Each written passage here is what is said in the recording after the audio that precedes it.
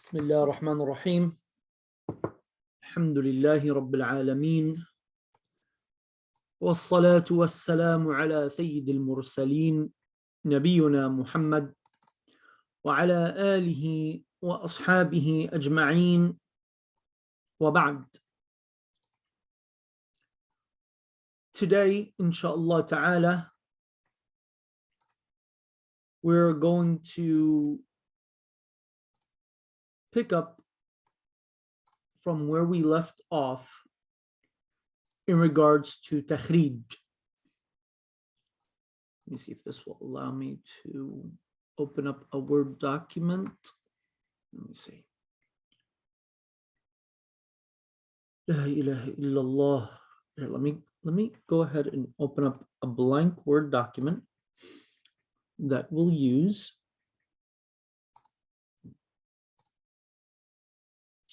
All right, let me stop the share real quick.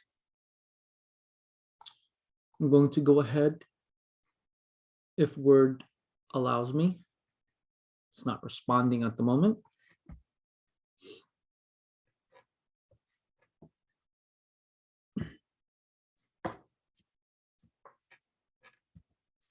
Still not responding. I don't know why.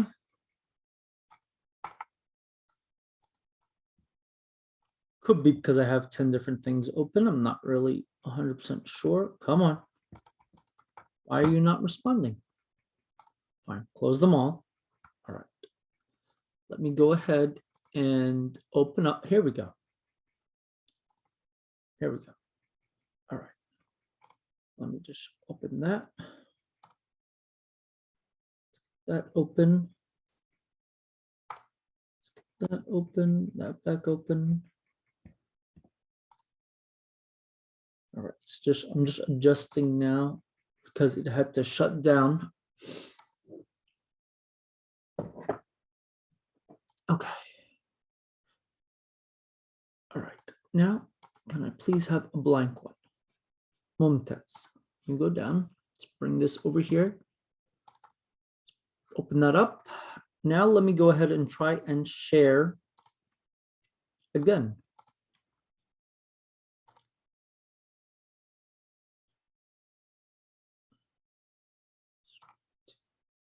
Yeah, just share the whole screen.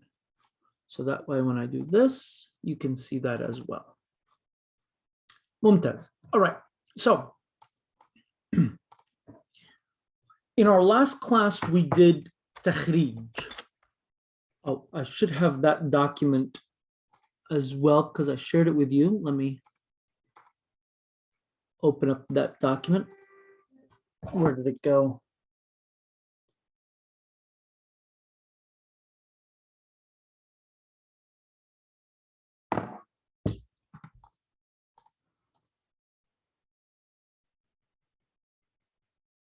Bismillah. Where did I put it?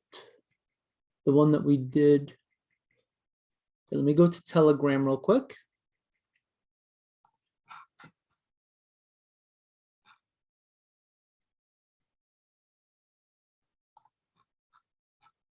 Maybe I did not share it.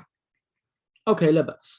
So what we did in our last class is we start to speak about concepts of takhrij, and we were using the hadith إنما الأعمال بالنيات.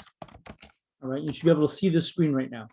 And the hadith is from Al-Faruq Umar ibn al-Khattab رضي الله عنه قال سمعت رسول الله صلى الله عليه وسلم يقول إنما الأعمال بالنيات. Let me go ahead and I'll just save this right here on my desktop. إنما الأعمال بالنيات. Let me see, because we had collected the chains. I'm just uncertain where I placed the Word document.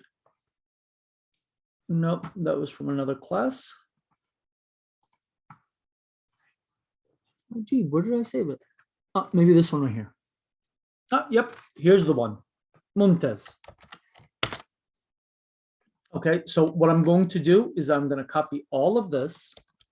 Well, copy, all right, and we'll bring it over here because this is what we worked on in our last class, right?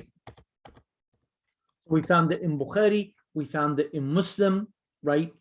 So I'm going to go ahead and I'm going to copy out the sanad, okay?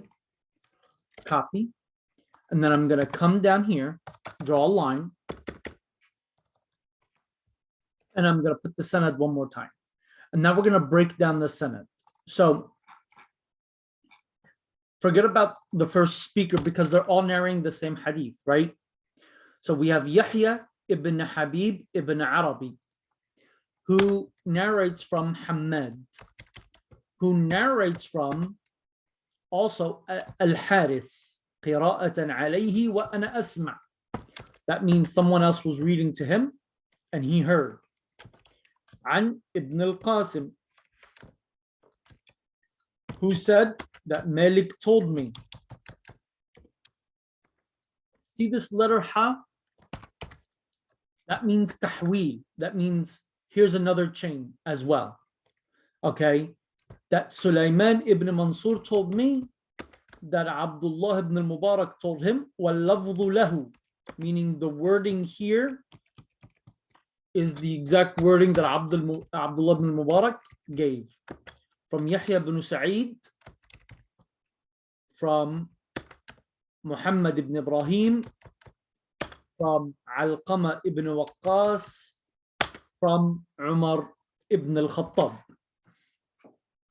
Now, if you look at a chain today, the way that we look at it in our perspective is that we see it from the last narrator closest to us back to the original speaker. Realistically, the scholars of hadith looked at it the other way around. So you go up to the original speaker, down to where we are. And what this means is that when I start to investigate, I start from the top, not from the bottom. So we don't start from those that are closest to us. We start from the closest to the original speaker. First, we have Umar ibn al-Khattab. Now, Umar ibn al-Khattab, radiallahu ta'ala anhu, he's a Sahabi. And we know that the Sahaba are udul.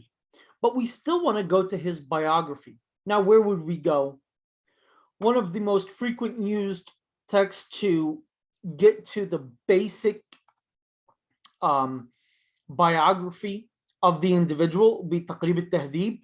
It's not going to give you a whole lot. We're still going to go and look at it just so we can get a feeling. Now, again, it's always best that you do this manually, but because we're doing this online, that becomes a little bit difficult.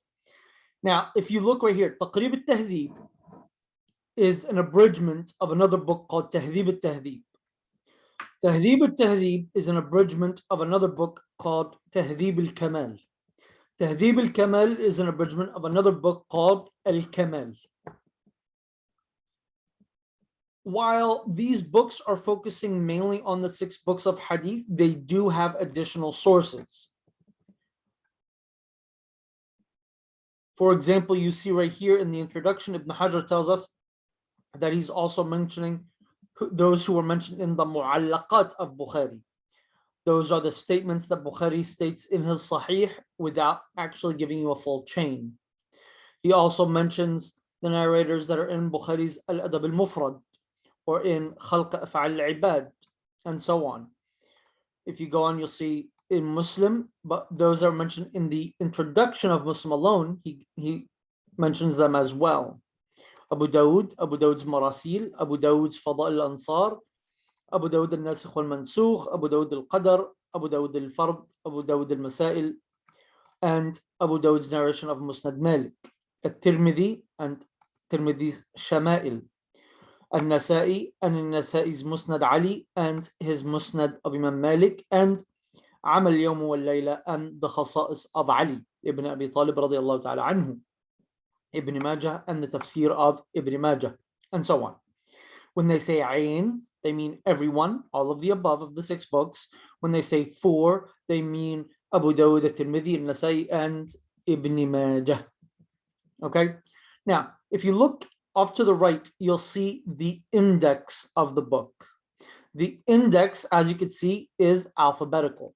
In other words, if we were looking for Umar ibn al-Khattab, we'll go to Ain, and we're going to be looking in those named Umar. Look, ذكر من اسمه عمر كل من لم أذكر كنيته فهو أبو حفص.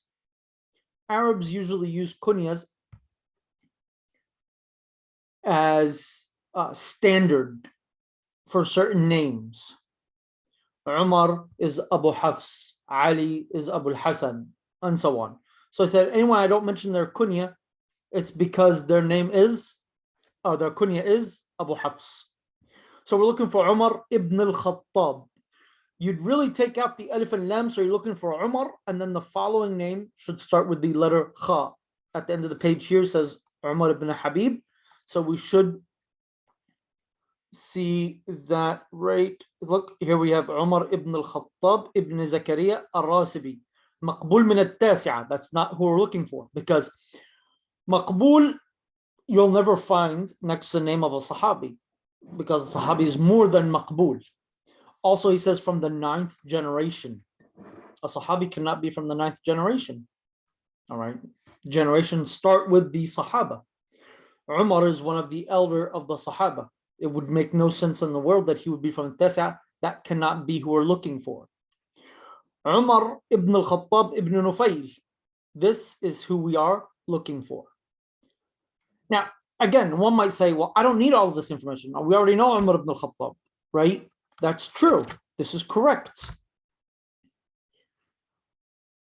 Normally, I won't come to Taqrib al-Tahdhib for the biography of, or the short biography of Umar ibn al-Khattab, unless I want to assert that since this hadith that we're looking for is in Bukhari, Muslim, Abu Dawud, Tirmidhi, Nasai, and Ibn Majah, I want to make sure that he is mentioned in all of those books. This is a confirmation. See, it says the letter Ain right here.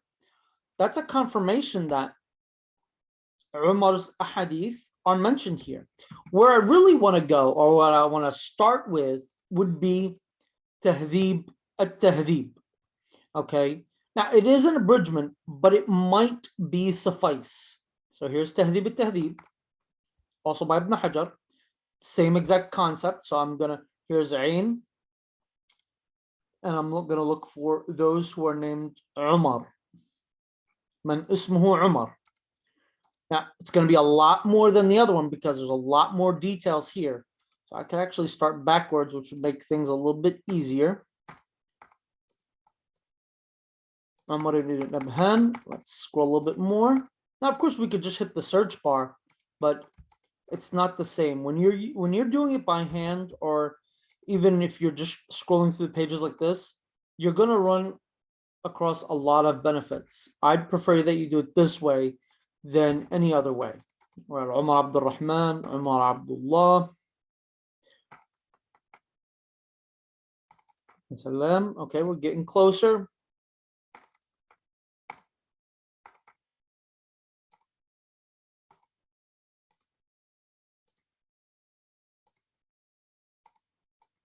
Oh, here we go. Umar ibn Khalda, Umar ibn al-Khattab, not who we're looking for. Umar ibn al-Khattab al-Ambari al-Kufi, Umar ibn al-Khattab al-Sijistani. Here we go. We're here. Umar ibn al-Khattab ibn Nufayl ibn Abd al-Uzza ibn Riyah ibn Abdullah ibn Qard ibn Rizah ibn Adi ibn Ka'b ibn Ru'ay ibn Ghalib al-Qurashi al-Adawi Abu Hafs Amir al-Mu'minin. And now he's going to speak about his mother, and he's speaking about some about his father, etc. This is not where I'm looking for. What I'm looking for is starting from right here. Rawa anhu. Who narrated from him? Because remember, if we pull up our takhrij file, who's narrating from him in this hadith? Alqamah ibn Waqqas. This is who I'm looking for, right? Because the whole idea of these books is that they have confirmed the narration of these people from one another. Okay, so every time it mentions a narrator, after it's done mentioning the introductions, it says what rawa, who he narrated from. The Prophet ﷺ, from Abu Bakr, from Ubay ibn Ka'b, and narrated from him his children, Abdurrahman ibn Auf, Talha ibn Ubaidillah, ibn Mas'ud, Shayba ibn Uthman, Al-Ash'ath, Jarir al-Bajali, Hudhayfa ibn Yaman, Amr ibn al-As, goes on, all the way until we get to Alqamah ibn Waqqas al-Laythi.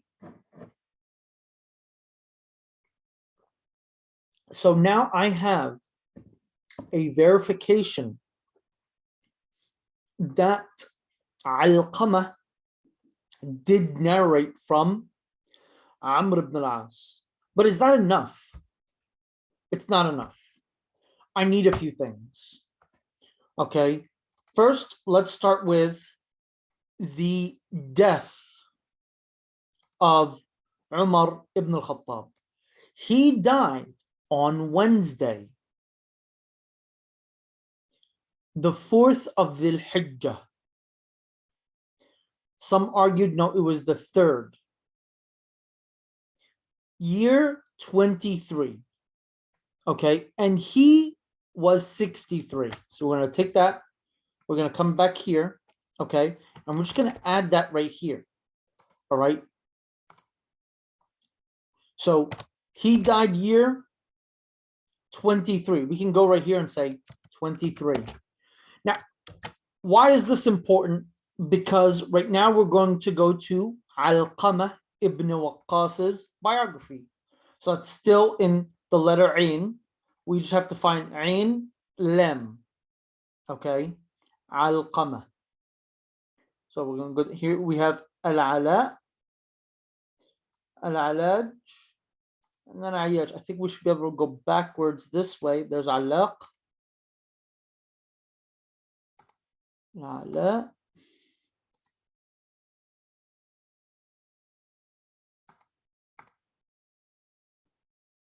I think they're missing something here from the index.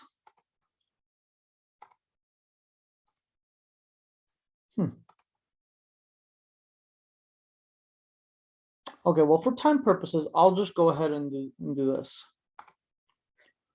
Alqamah ibn Waqqas.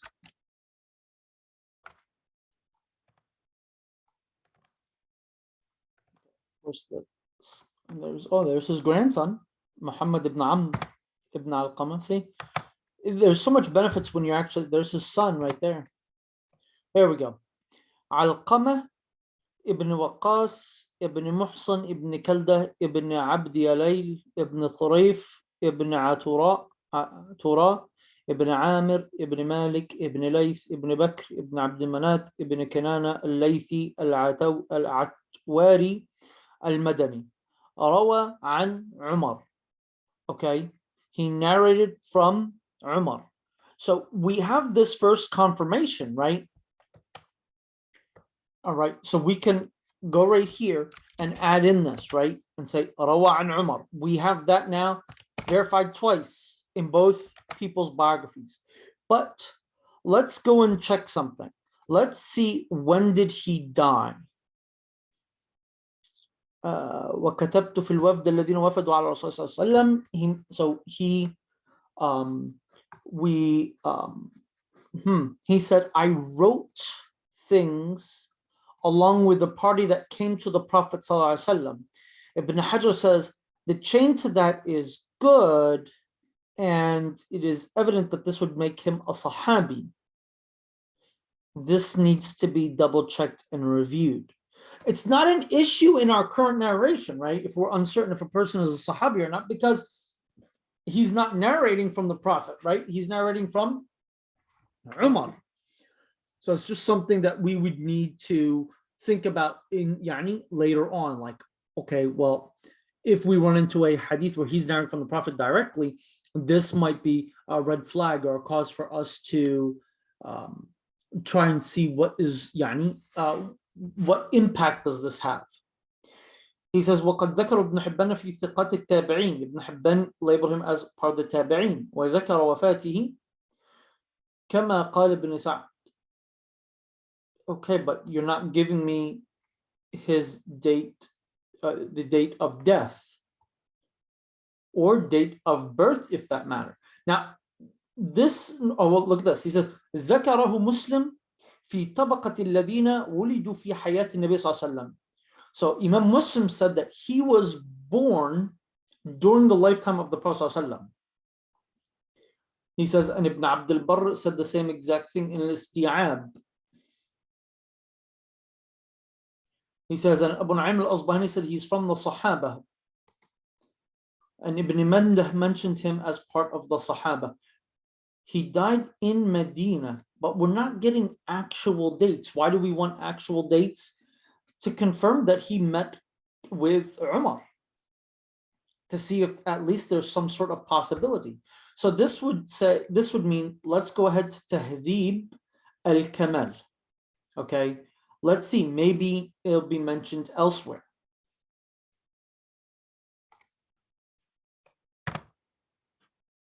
Okay. It's going to be a little search. There's another grandchild of Alqamah ibn al-Waqqas. Benefits, look, there's another grandchild. There's another. That's another. It might be the same person. Because Muhammad ibn Amr came several times. Let's keep on going.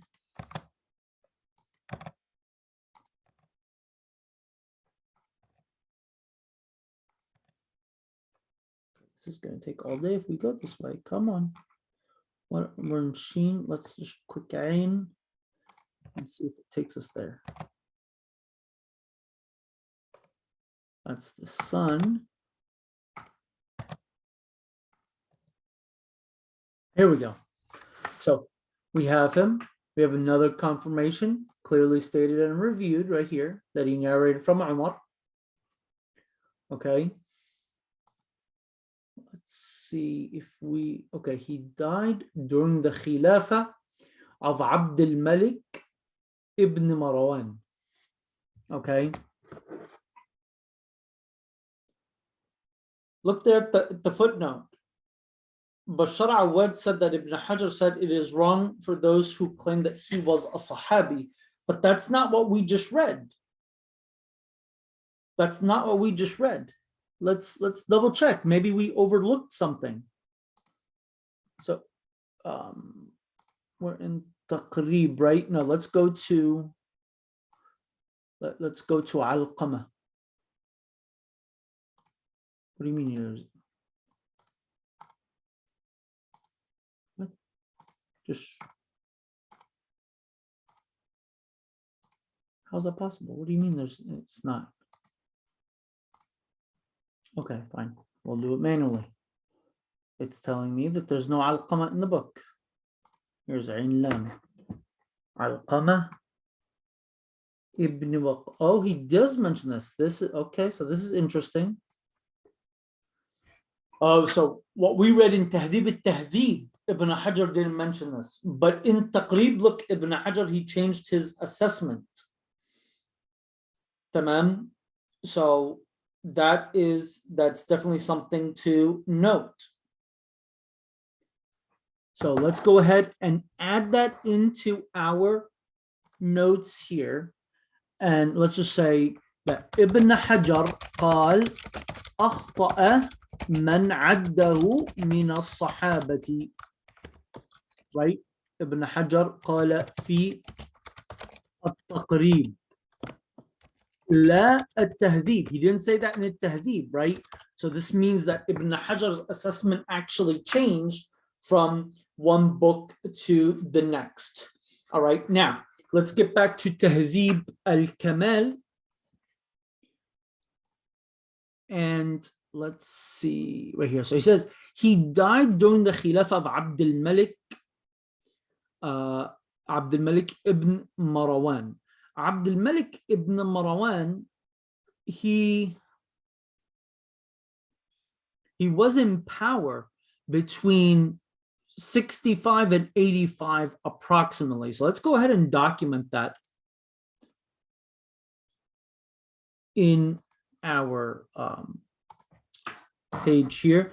So توفي في خلافة ابن مروان, and that khilafah was from year 65 to 85 approximately. Okay, that's the khilafah of Abdul Malik ibn Marwan. So if Umar died year 23, Alqamah died almost 40 years after, which begs the question, when was Alqamah born? Are they giving us any indication of that? They're not. Very interesting. Well, let's go to Al-Kamal. Okay, and what we're trying to find out, right, is when was he born? Huh.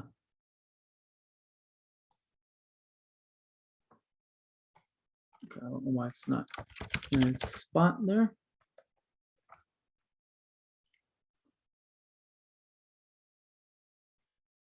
Where's Al-Kamal?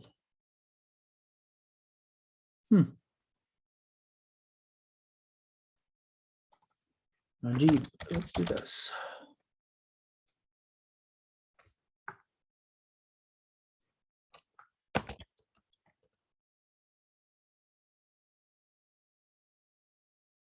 I don't know what happened. It was on it was there. Labas. Let's do this.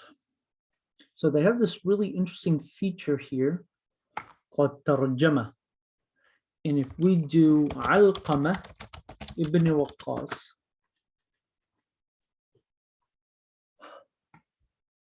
no, that's not him. There he is. Still not giving me any real indications here. We already know all of this. In Kibar Tabi'in, we know this.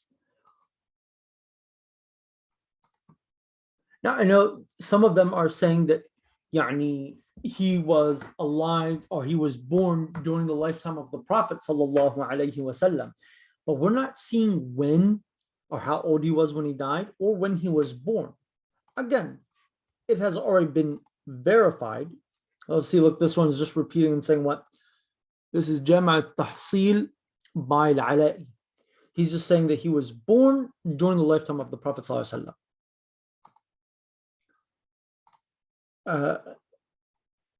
So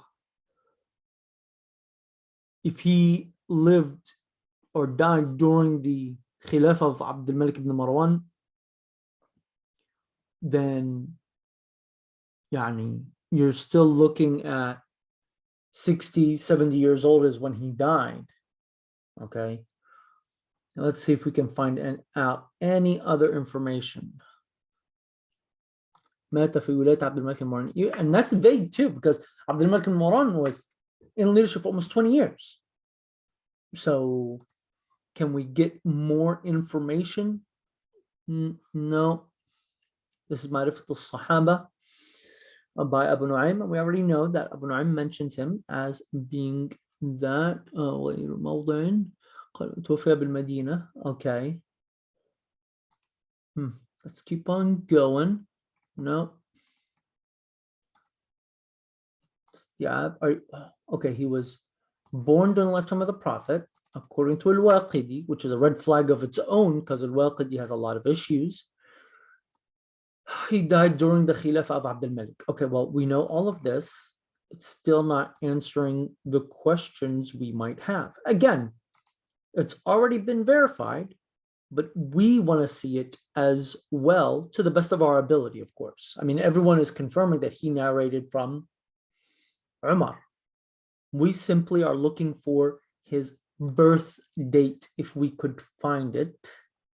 And it's not the end of the world if we don't. It's just extra verification. Ooh, look at this. So right here, you have by Dhahabi, He says he died somewhere between 71 and 80. Well, we could have guessed that yani if he died during the Khilafah of Abdul Malik ibn Marwan, but let's go ahead and add it. وقال الذهبي في تاريخ الإسلام توفى بين 71 and 80, which makes sense, right? But it is narrowing it a bit from the 65 to 85 to 71 to 80. All right, so that's narrowing the 20 down to 9 years. Very interesting. Okay, so yani, if we were to see Umar, he died year 23. Okay, we just do some basic math, right? I'm pulling out my calculator. All right, the Prophet ﷺ, okay, we'll just make it down here on its own, right? He died year 11. Okay, so if let's just say he died year 71 and he was born sometime before the 11th year of Hijrah. Let's say just for math, right, that he was born year 5, okay, of Hijrah. That means he was 6 when the Prophet ﷺ died. At 12 years to that, he was 18 when Umar died, right? And then add about like 50 more, so that would mean that he died around 68, in that range. Again, that's just a guesstimate we're trying to pinpoint, which is a common age to die around that time, right? In between your mid 50s to early 70s is kind of your average.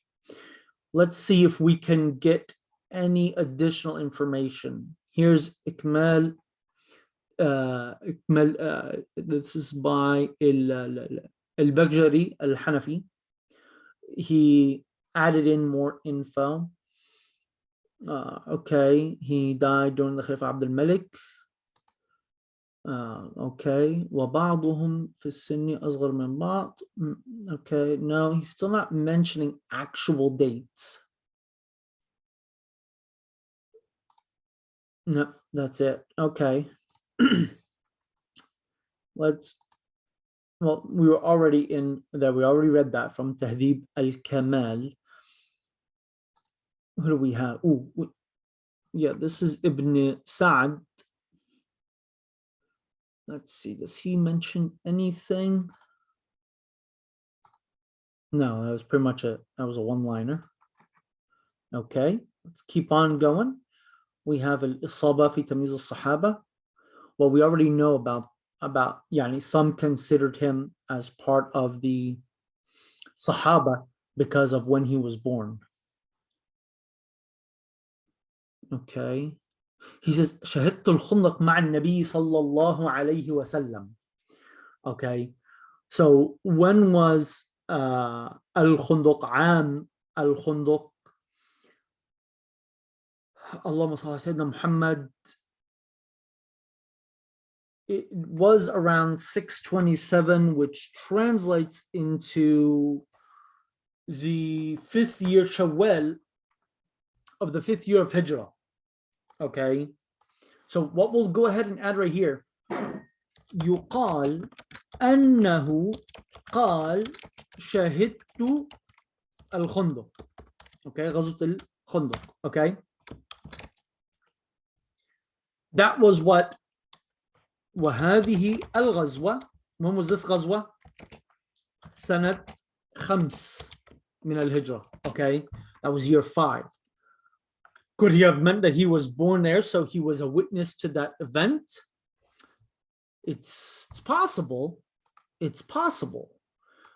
Okay, here we have Ibn Hajar commenting, saying what? If this is proven, then he would be a Sahabi. However, all of the scholars mention him in the Tabi'een. Tamam. But it's interesting, right? Because it actually might work. Think about it. If he was 5, right? If he was born this year on year 5, he wouldn't have been able to narrate. He would barely be able to narrate anything. So one might argue he maybe was born around that time, and he meant by I witnessed it, meaning he was alive and present. And that would actually connect back to the estimate that we just came up with, right? We just came up with an estimate that it actually comes together pretty easily. You see, Ibn Hajar says his narrations from Umar and Aisha are in the Sahih. Okay, so he's a common narrator. He doesn't narrate a lot, but he's common. Let's see if, here's Ibn Hibban. We did want to see what Ibn Hibban had to say, because Ibn Hajar did mention him, right? Ibn Hibban says he's from Ahl al-Madinah. He narrates from Umar and Aisha, and from him Az-Zuhri and his children Amr and Abdullah, and he's the grandfather of Muhammad ibn Amr ibn Alqama. He's a famous narrator as well. He died in Medina during the reign of Abdul Malik ibn Marwan, and his full name is Alqama ibn Waqqas ibn Muhsin ibn Kalda ibn Abdi Alayl ibn Turif. Okay.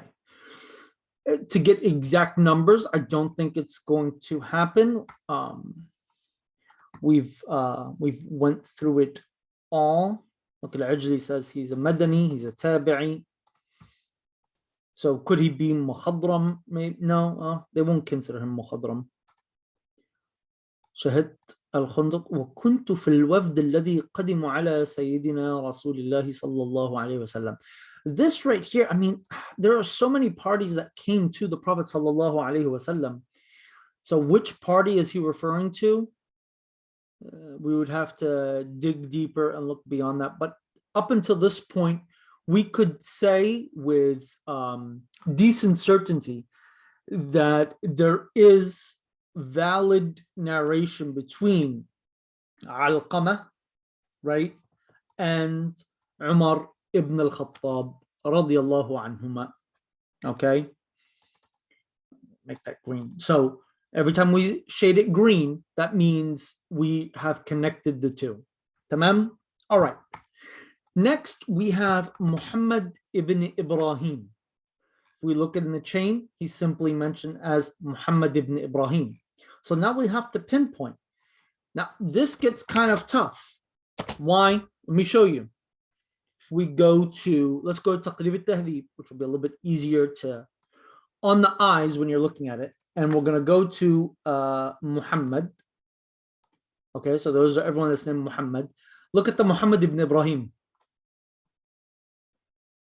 That's half a page right there, right? And there's another half a page right there.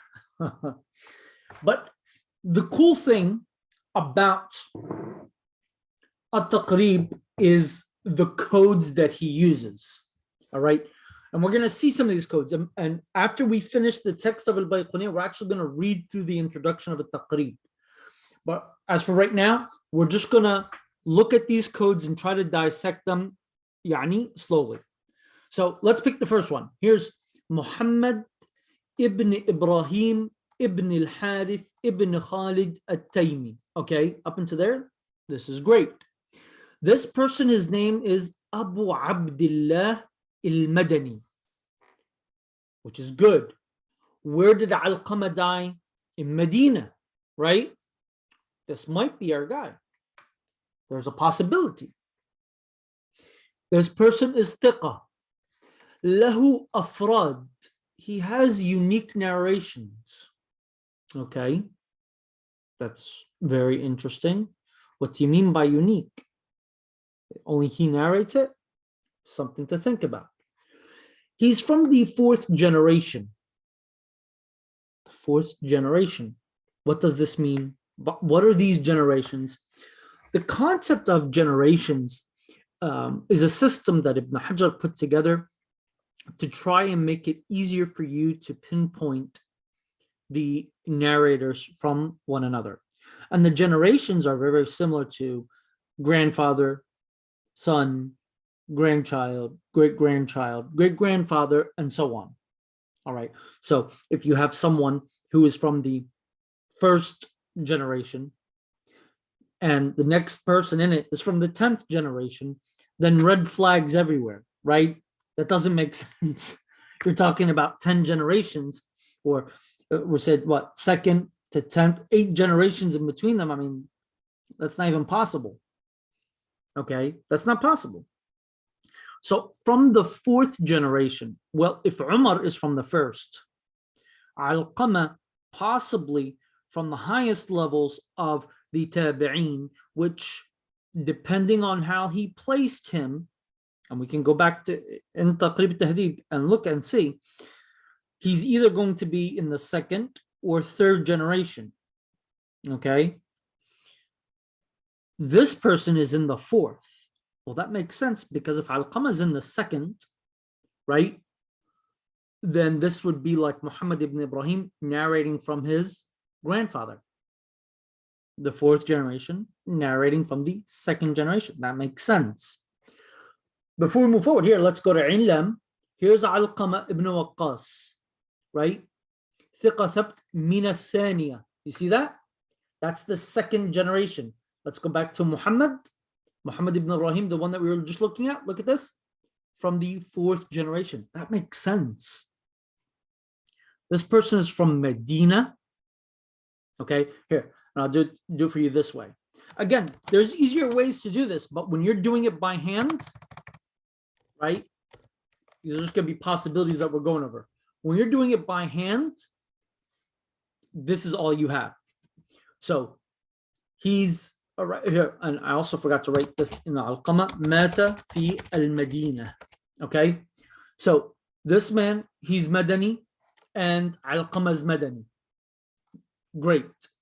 He's from Al-Rabi'ah, and Alqama is from the Thaniya, right?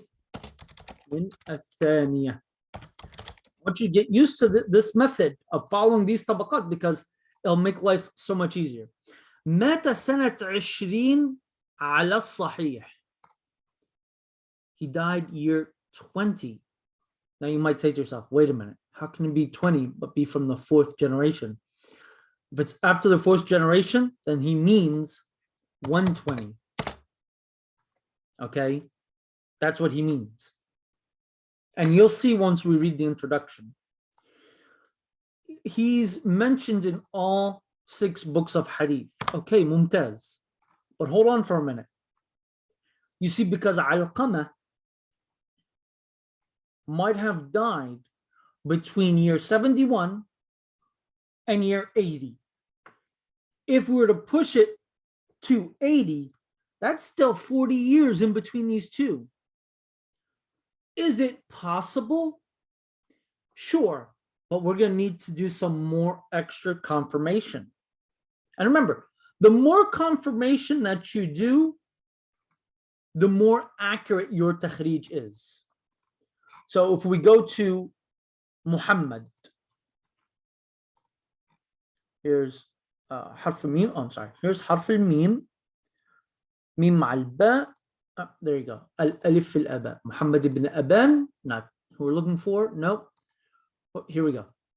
Muhammad ibn Ibrahim ibn al-Harith. Let's see. Abu Abdullah al-Madani. That's who we're looking for. Okay. كان جده الحارث من المهاجرين الأولين. His grandfather was from the Muhajirin. Okay. He saw, meaning this person saw, Sa'd ibn Abi Waqqas. وروى عن أبي سعيد الخدري. Okay. So this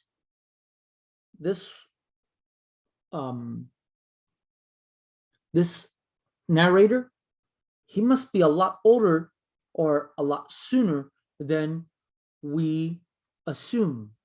Let's go ahead and see who he narrates from. Alqama ibn Waqqas. So here, according to Ibn Hajar, he did meet with Alqama. All right. If we go down here, it says when he dies, he says مات سنة 19 وقيل 20, and it was said 20.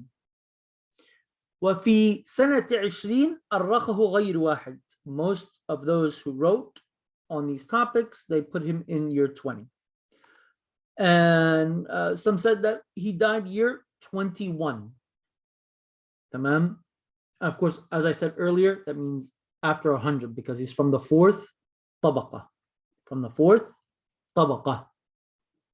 Now, since we have passed the realm of the Sahaba, and now we're in the Tabi'een now, we also need to add something else.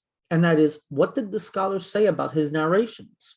If we see right here, it says, قال ابن معين وأبو حاتم والنسائي وابن خراش, he was ثقة, ممتاز. Okay, and he's not quoting anyone else. However, he is quoting Al-Uqayli, who said that Abdullah said that his father, meaning Ahmad ibn Hanbal, said, there's something in his narrations. He does narrate a few things that are out of the ordinary, that are completely rejected. So that's something to keep an eye on. Let's see. Anything additional that we need to mention here? His father was born in Al-Habasha. Very interesting. Yaqub ibn Shaybah said that he was thiqa. Ibn Abi Hatim said that his father said that Muhammad ibn Ibrahim did not narrate from, or he did not hear anything from Jabir, nor from Abu Sa'id al-Khudri, which is odd. Ibn Hajar says his hadith from Aisha are mentioned in Imam Malik's Muwatta, Imam al-Tirmidhi, and Imam al-Tirmidhi said they're sahih. He said, and Aisha died before Abu Sa'id al-Khudri and Jabir. So maybe he did hear, and Abu Hatim was wrong in his claim. But in all cases, this hadith that we're narrating, that we're looking at, it's him from Alqamah. And Alqamah is one of the people that he met with. Now, we don't have when he was born. Let's, since we still have Tahdhib al-Kamal open, let's check it real quick.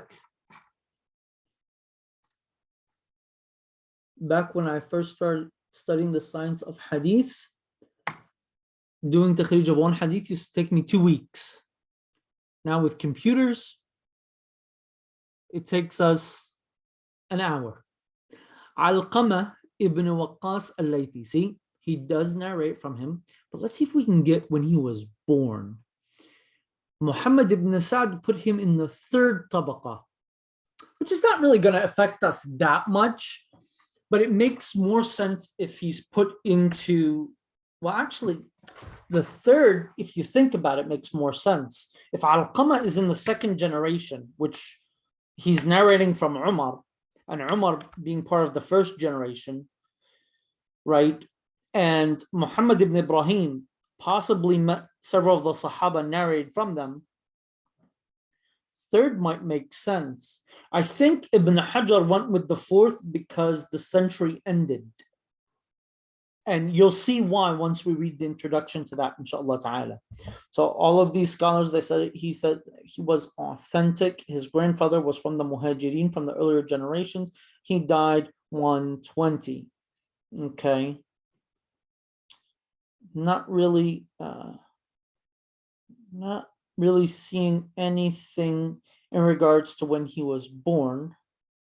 Oh, look at this. It says he died during the Khilafah of Hisham ibn Abdul Malik.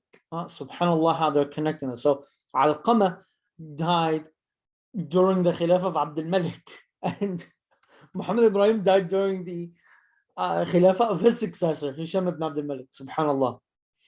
Not mention anything about when he was born. Tamam. Oh, look at this. Abu Hassan al-Ziyadi said, this is important information. He said that he was 74. Okay. مات وعمره 74 approximately, because there was a few issues with that, because he said he died 119. So if he died 120, we might be looking at 75. But what we could do is that we could backtrack this, right? If by taking 120, right? We'll stick with the 74.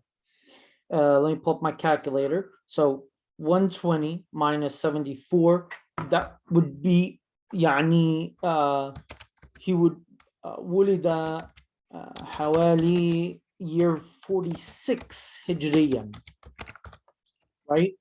Year 46 هجريا. Well, that means that he would have had 20 years or more to meet Alqamah, right? Because if you take 74 from 120, right, then you get to the mid 40s basically. During the mid 40s, there was still at least 20 years, right, left in Alqamah's lifespan where they could have actually met, right? So this is actually a great sign. Now we're seeing, we're able to put all of these dates together, and they're actually adding up with more and more research. Tamam, alhamdulillah. So we found our Muhammad ibn Ibrahim from the first one we looked at. Now we have Yahya ibn Sa'id. Another way, instead of just going to Yahya and working your way around it, is since we have Muhammad ibn Ibrahim ibn al-Harith already open, what we can do is look at those who narrated from him. See that? Rawa anhu. Again, this you won't find it in Taqrib al-Tahdhib, but you'll see it in Tahdhib al-Tahdhib by Ibn Hajar, Tahdhib al-Kamal by al-Mizzi, or al-Kamal by al-Maqdisi. So let's go ahead. We're looking for Yahya ibn Sa'id. So if you look here, they're confirming one Yahya ibn Sa'id, which is Yahya ibn Sa'id al-Ansari. Yahya ibn Sa'id al-Ansari. Before we move forward, let me just write next to Muhammad that he is ثقة ويحتمل أن له مناكير. There's a possibility, okay, that he has some munkar narrations.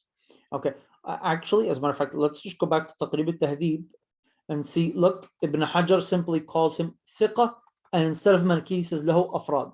We'll keep it as manakir. Okay, now let's go to Yahya ibn Sa'id al-Ansari. We'll do it from Taqrib al-Tahdhib first, so we can get used to how to use this. So we're looking for Yahya ibn Sa'id. Yahya ibn Sa'id. Okay, we have Yahya ibn Sa'id al-Umawi al-Kufi. Now we're looking for Ansari. Ansari, no, that's al-Basri. Here's Yahya ibn Sa'id al-Ansari. Is there any other Yahya ibn Sa'id al-Ansari? Yep, the one right after him. So we have two Yahya ibn Sa'id al-Ansari. However, we have a Madani and we have a Shami. So far, the chain has been looking Madani. So you're more likely to see what? To see the next person be Madani as well. I mean, these people didn't have WhatsApp and Telegram to communicate with one another. Okay, so the Madani is more likely. All right. The Madani is thiqa, the Shami is da'if. The Madani is from al-Khamisa. It's from al-Khamisa, the 5th generation, while the Shami is from at-Tasi'ah. Now think about that for a minute. Muhammad ibn Ibrahim is either from the 4th, according to Ibn Hajar, or the 3rd generation, according to Ibn Sa'd, right? The next narrator being from the 9th generation, now that's science fiction, right? You're talking about, if we say he's from if Muhammad ibn Ibrahim is from the 4th generation, then the 9th would be 5 generations later. In other words, not his son, not his grandson, not his great-grandson, not his great-great-great-grandson, but no, the one after that. That's impossible. I mean, even if the pig heart transplant works, that's still impossible, right? It's not going to happen. Okay, then more than likely, right here, very basically just looking over things, then yani, this makes more sense. The fifth generation makes more sense than the ninth. All right. He died year 44 or slightly afterwards, right? So let's take this little biography we have of him and take it back to our file. Add him in, add that in right. Oh, wait, no, not here, up here. Right, it's just this text. There we go. Let's take it off of bold and let's review some of these details. So he died year 144 approximately. And we said Muhammad ibn Ibrahim died year 120 approximately, right? And we said Alqamah probably died somewhere in between 71 and 80, right? Approximately. Now these are starting to add up. Okay, they're starting to add up. So he's narrating, all of them narrate from him, so that's great. He's thiqah, sept, perfect, right? And he's madani, and Alqamah was madani. That's perfect. We know that Umar was in Medina. We did not come across anything confirming where Muhammad ibn Ibrahim was from, except for his kunya and laqab was that he was Madani. So it all starts to add up. Madani, Madani, Medina, Madani. Okay? Yahya ibn Sa'id, Abu Sa'id al-Qadi from the fifth, perfect. Muhammad ibn Ibrahim was from the fourth, perfect. Al-Qamah, we said he's from the second, perfect. This is just adding up perfectly because Umar would be the first, next generation, the second, either the next generation or the one after that, which is fine, son or grandson, right? And then the next one after that, this is perfect. So far right here, all of this is adding up. We already saw that Yahya ibn Sa'id was mentioned in Tahdhib al-Kamal, right? In Muhammad ibn Ibrahim's biography. But let's go to Yahya ibn Sa'id's biography as well and see. Sometimes it could happen where they'll just state that yani, there's a claim, but it has not been yani, verified. So here's Babiliyah. Those that are named Yahya, there's Yahya right there. Yahya. Now we're looking for Yahya ibn Sa'id.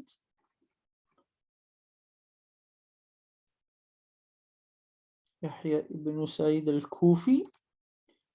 Yahya ibn Sa'id, but that's the Shami, right? That's the Shami because he says al-Himsi, al-Dimashqi. Okay. Here we go. Abu Sa'id al-Qadi, Qadi al-Madina. So this is not only a person that's Madani. No, he's Qadi al-Madina. So he's well known there. Okay. وقيل إنه القضاء بالبغداد, يعني that he worked some in Qada in Baghdad, but Abu Bakr al-Khatib, he said, I have not verified this. Okay. Rawa'an, we're going to be looking for Muhammad ibn Ibrahim. There's Muhammad right there. Muhammad ibn Ibrahim, there you go. So that's a confirmation by them. Let's see if we get any information. Ibn al-Madini said that Yahya ibn Sa'id has around 300 hadith. Muhammad ibn Sa'ad put him in the fourth generation. But in another one of his books, he put him in the fifth generation. Ibn Hajar sees that he's more into the fifth, which makes sense because you're talking about getting to close to year 150. كان الثقة كثير الحديث حجة ثبت. I mean, so he's at the highest statuses of narration.